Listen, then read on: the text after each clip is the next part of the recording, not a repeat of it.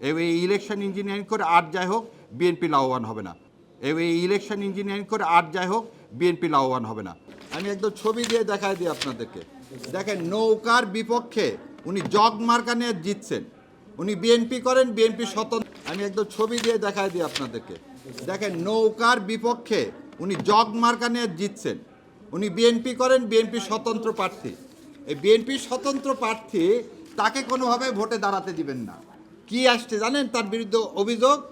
এই ভদ্র মহিলা উনি স্বাক্ষর করছেন আর ওখানে লিখে দিছেন যে উনি স্বাক্ষর করেননি। এই দেখেন, এর পাতা দেখাচ্ছি আমি। চেহারা দেখা লাগবে না রে। বলছে 1500 নম্বরে এই ভদ্র মহিলা, এদিকে আসেন, এই ভদ্র মহিলা স্বাক্ষর করেনি। দেখেন স্বাক্ষর করছে।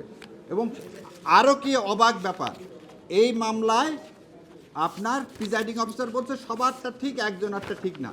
আজকে হিয়ারিং করার সময় দৃঢ় বন্ধনের আস্থায় শক্তিশালী স্টিলের আরেকটি নাম জেডএসআরএম। বিএনপির প্রার্থী এসে অপোজিশন দেয় তার স্বতন্ত্র বিএনপি প্রার্থী যাতে ইলেকশন করতে না পারে।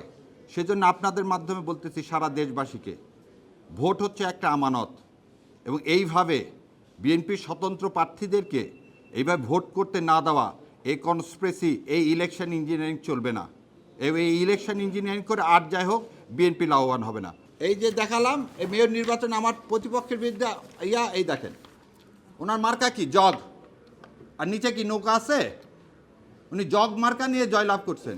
2009 সালে উনি ছিলেন ভাইস চেয়ারম্যান, বিএনপির পদপ্রার্থী। তাহলে আপনি এই লোকটাকে যে মগ নিয়ে জিতলো নৌকার বিপক্ষে, আমি বলে দিচ্ছি আপনাদেরকে, নওগাঁ সদর পৌরসভায় সনি এবারে নির্বাচন, বিএনপির মনোনীত ক্যান্ডিডেট, সেও তো মেয়র নির্বাচন হয়েছে। তাহলে সে আওয়ামী লীগ?